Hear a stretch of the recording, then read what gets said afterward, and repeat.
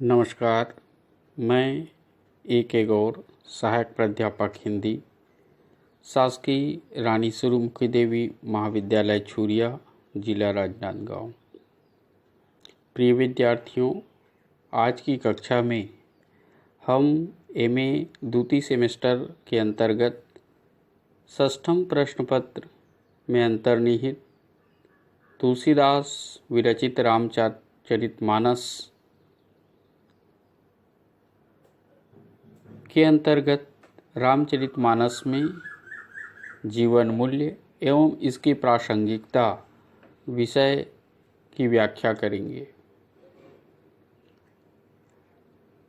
जैसा कि हम सब जानते हैं, भारतीय साहित्य जीवन मूल्यों की अमूल्य निधि है और साहित्य मानव जीवन का आधार भी है। आज भारत पूरे विश्व में अपनी साहित्यिक समृद्धि एवं जीवन मूल्यों के लिए जाना जाता है। अनादिकाल से वर्तमान तक भारतीय संस्कृति जीवन मूल्यों से परिपूर्ण रही है। इसलिए भारत को विश्व गुरु का पद मिला हुआ है। न जाने कितने वर्षों तक गुलामी की जंजीरों में जकड़े रहे और न जाने कितने आक्रमण को भारतवर्ष ने सहन किया, युद्ध की विभीषिकाएं देखी और न जाने कितनी सभ्यताओं और संस्कृतियों का पतन हुआ। लेकिन हमारी सभ्यता, हमारी संस्कृति, हमारी परंपराएं आज भी जीवित है और मेरा ऐसा मानना है कि सदैव सदैव बनी रहेंगी। हमारी सांस्कृतिक एकता एवं अखंडता हमारे जीवन मूल्यों का बोध कराती है। साहित्य समाज का दर्पण होता है और उस पर उसका वास्तविक प्रतिरूप प्रतिबिंबित होता है। इस दृष्टि से यह कहना गलत न होगा कि हमारी भारतीय साहित्य सदा समृद्ध रहा है। समाज एवं संस्कृति के पारस्परिक समन्वय से साहित्य का निर्माण होता है। समाज एक ओर जहाँ व्यक्तियों के विचारों को दर्शाता है, तो वहीं दूसरी ओर संस्कृति जीवन मूल्यों को, चाहे वह जीवन मूल्य व्यक्तिक हो, पारिवारिक हो या फिर सामाजिक। कुल मिलाकर हम ये कह सकते हैं कि साहित्य जीवन मूल्यों की समाहिका है, तो कोई गलत न होगा। सांस्कृतिक समृद्धि और संपन्नता के साथ जीवन मूल्यों की दुशाला ओढ़े भारतीय साहित्य सदैव सदैव समाज के लिए प्रकाश स्तंभ के रूप में कार्य करते हैं और इन साहित्यों में जीवन मूल्य इस तरह घुला मिला है जहाँ से इसको निकाल पाना कल्पना से परे है। भारतीय साहित्य में जीवन मूल्य भारतीय दर्शन का आधार है और इस कड़ी में जब गोस्वामी तुलसीदास विरचित रामचरितमानस की बात करते हैं तो एक बात स्पष्ट होती है कि तुलसी विरचित रामचरितमानस एक महाकाव्य के रूप में, एक युगबोध साहित्य के रूप में हमारे जीवन मूल्यों की विशिष्ट व्याख्या करती है। तुलसीदास ने अपनी इन रचनाओं के माध्यम से न केवल साहित्य को समृद्ध किया, बल्कि लोक जीवन को एक नई दृष्टि दी। श्री राम को मर्यादा पुरुषोत्तम राम के रूप में उन्होंने अपने काव्य में स्थापित किया।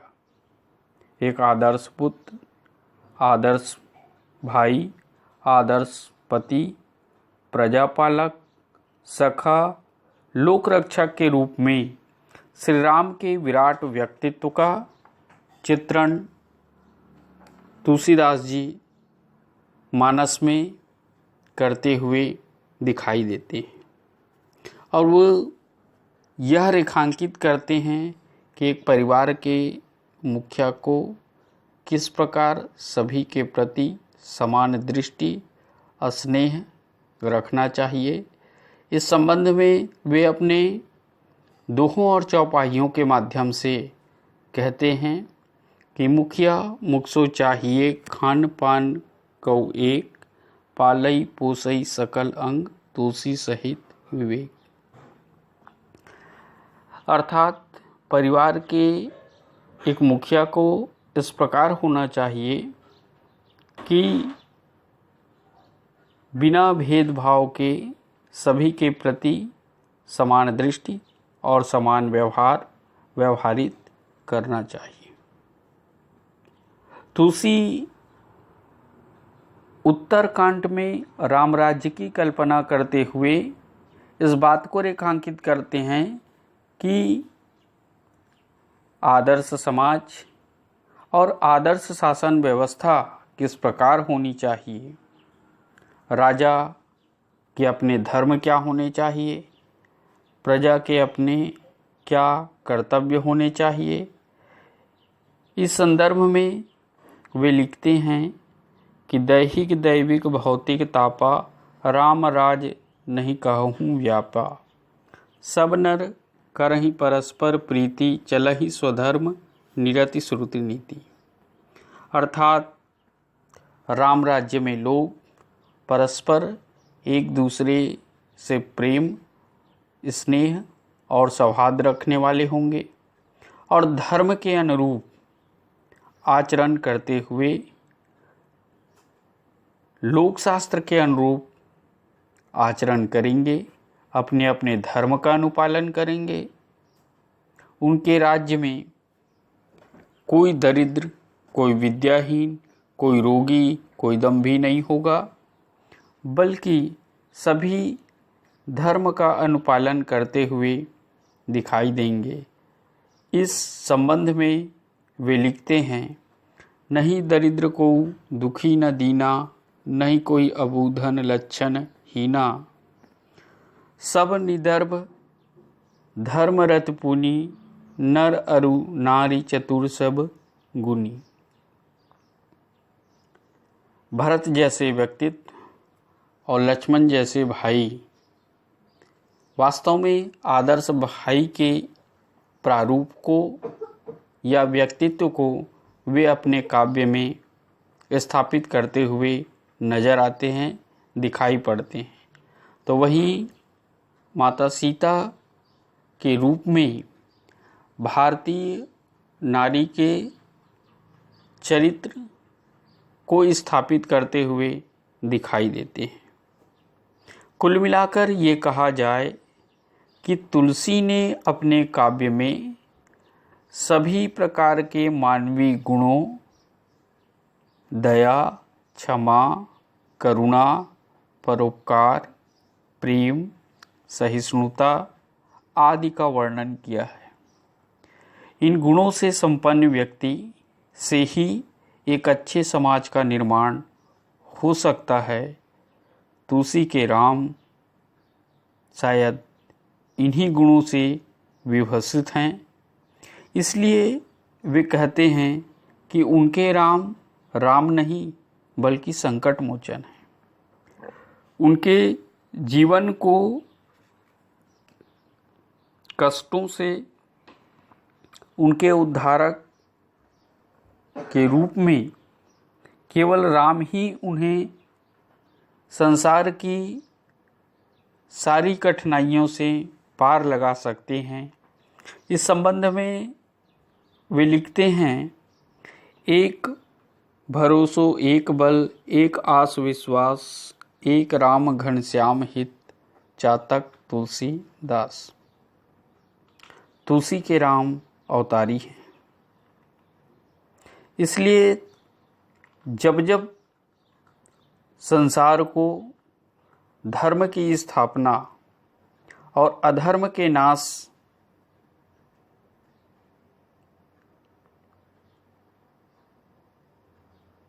के रूप में मानव शरीर का धारण वे राम करते रहेंगे। इसलिए यह कहना लाजमी होगा कि तुलसी का राम विशिष्ट राम या भगवान राम नहीं, बल्कि उनके राम लोक रक्षक के राम हैं, लोकनायक के राम हैं, और उन्होंने अपने काव्य में उनके चरित्र की इस विशिष्ट व्याख्या को समाहित किया है। इस संबंध में वे लिखते हैं कि जब जब हुई धर्म कै हानि, बाढ़ई असुर अधम अभिमानी, तब तब प्रभु धरि मनुज शरीरा, हरहि कृपा निधि सज्जन पीरा। एक सच्चे मित्र के क्या दायित्व होने चाहिए, या हमें अपनी मित्रता का बोध किस प्रकार कराना चाहिए, इस संबंध में गोस्वामी जी कहते हैं, जे न मित्र दुख हो ही दुखारी, तिनहि बिलोकत पातक भारी, निज दुख गिरि रम रज करि जाना, मित्रक दुख रज मेरु समाना। अर्थात वह मित्र मित्र नहीं जो विषम परिस्थितियों में अपने मित्र की या अपने मित्र के हितैषी ना हो। वह मित्र मित्र नहीं जिसका अपना दुख पर्वत के समान और उसके मित्र का दुख चरण रज के समान। कहने का तात्पर्य ये है कि मानवीय मूल्यों से अंतर्निहित रामचरितमानस न केवल एक श्रेष्ठ ग्रंथ है, बल्कि मानव मूल्यों की अमूल्य निधि है। जहाँ तक रामचरितमानस के प्रासंगिकता का विषय है, वास्तविक जीवन से आज के संदर्भ में हम बात करें तो जीवन मूल्य आज के सामाजिक परिवेश से अवघटित होते हुए दिखाई देते हैं। नैतिक सामाजिक मूल्यों का अवमूल्यन हो रहा है। परिणाम स्वरूप व्यक्तिगत, पारिवारिक, सामाजिक जीवन में तनाव, झगड़े, संप्रदायवाद, शोषण, अन्याय, अत्याचार, भ्रष्टाचार इत्यादि अपना मुख सुरसा की तरह फैला रहे हैं। आए दिन असामाजिक घटनाएं विभिन्न माध्यमों से हमें दिखाई देती पड़ रही है। पारिवारिक रिश्ते विसंखलित होते जा रहे हैं और असामाजिक अमानवीय घटनाओं से मानवता आम शर्मसार हो रही है। यह कहना लाजमी होगा कि या तो हम साहित्य से दूर होते जा रहे हैं, या साहित्य में अंतर्निहित जीवन मूल्यों को हम नहीं समझ पा रहे हैं। जीवन की अंधी दौड़ में हम केवल सरपट दौड़े जा रहे हैं, और जीवन की इस अंधी दौड़ ने मानव को दिशाहीन और अव्यवस्थित जीवन शैली के लिए मजबूर और विवश कर दिया है, जो हम सब के लिए एक चिंतन और चुनौती का विषय है। एक बार पुनः हमें मूल्यों से अविरंजित अपने साहित्यों, तुलसी विरचित रामचरितमानस के पन्नों को पलटने की आवश्यकता है, और जीवन की इस कठिन विषमताओं के बीच में जब तुलसी के साहित्य तुलसी के काव्य या रामचरितमानस को लाकर खड़ा करते हैं तो हमें ऐसा लगता है या मुझे ऐसा लगता है कि उनके साहित्य में अंतर्निहित जीवन मूल्य एक प्रकाश स्तंभ के भांति सदैव मानव मूल्यों की रक्षा के लिए खड़ी होती हुई दिखाई देती है। यही कारण है कि आज 450 वर्षों बाद भी तुलसी का काव्य समाज के पथ प्रदर्शक के रूप में, समाज को दिशा देने के रूप में, एक प्रकाश स्तंभ के रूप में, एक मार्गदर्शक के रूप में हमारे बीच उपस्थित होती है। इसलिए तुलसी के काव्य की या रामचरितमानस की प्रासंगिकता वर्तमान में है, इस बात से इनकार नहीं किया जा सकता। इसलिए हम बार बार पुनः अपने मूल्यों से अभिरंजित साहित्यों के पन्ने को पलटने के लिए मजबूर हो जाते हैं और अपनी सभ्यता एवं संस्कृति को अक्षुण्ण बनाए रखने के लिए यह आवश्यक है। ऐसे संदर्भ में या इस परिप्रेक्ष्य में रामचरितमानस सदैव एक सजग प्रहरी के रूप में नैतिक मूल्यों की, सामाजिक मूल्यों की, पारिवारिक मूल्यों की पैरवी करता रहेगा और मानवता का संदेश सदैव सदैव देता रहेगा। आज के इस लेक्चर के लिए आप सबका बहुत बहुत धन्यवाद।